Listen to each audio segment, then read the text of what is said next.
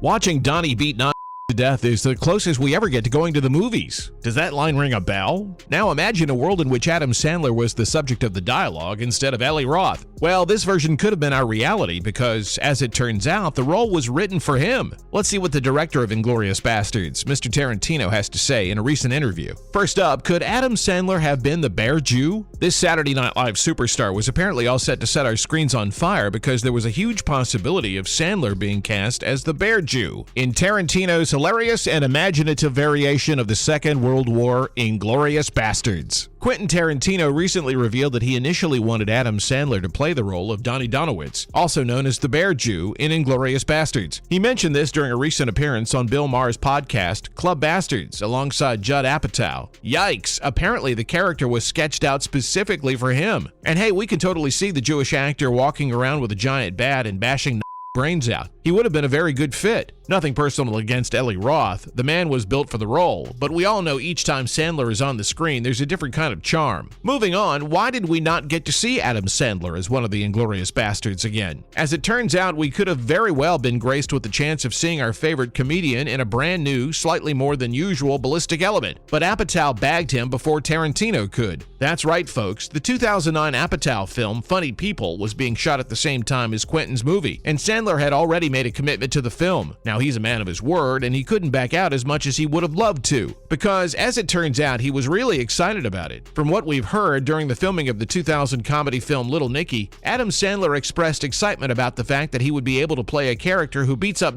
with a bat in the film. Sandler reportedly described the script as awesome and expressed his enthusiasm for the role, saying that he couldn't wait to play it. He also apparently told every Jewish guy he knew about the role, saying that he would be playing a character who beats up with a bat. That must have really been an opportunity to take out generational aggression. We can see why he'd be hyped, but alas, he missed out on the chance, and so did we. Coming up, did Quentin just accuse Judd Apatow of stealing all the good Jews? Okay, the statement may come off as a tad bit more aggressive than we intended, but all was said in good humor. Tarantino joked that Judd Apatow had wrapped up all the good Jews, and that they were all busy working on Funny People, leaving none available for the role in Inglourious Basterds. We don't really blame him for saying this, though, especially given that Apatow did, in fact, rope in two of the greatest Jewish actors to have graced our screens, Rogen and Sandler. This situation really put Tarantino in a pickle because he had to struggle quite a bit to find someone appropriate for the role. But alas, Roth came to our rescue, and might we add, he did quite the job. Now, we don't know exactly how he landed the job and came to everyone's rescue, but might we take a moment to appreciate that he did, and we're all glad for it. We think it's warranted. Also, it may be interesting to note that it was actually Sandler who became the bridging gap between these two directors. He introduced them during the shoot of his 2000 film Nicky. Who knew that decades later they'd get together on a show to reminisce? Let's look at what makes Inglourious Basterds such an epic watch. If we're in the mood to reminisce, let's really get down to it then, shall we? It's always nice to take a trip down memory lane and appreciate art for what it is, art. And this movie was pure art. Come on, guys, even the critics agree. Some might argue that Inglourious Basterds is the best film ever directed by Quentin Tarantino, and we must say we do kind of have a bias. We can't help it. The film has such a unique and compelling story. A group of Jewish soldiers on a mission to take down the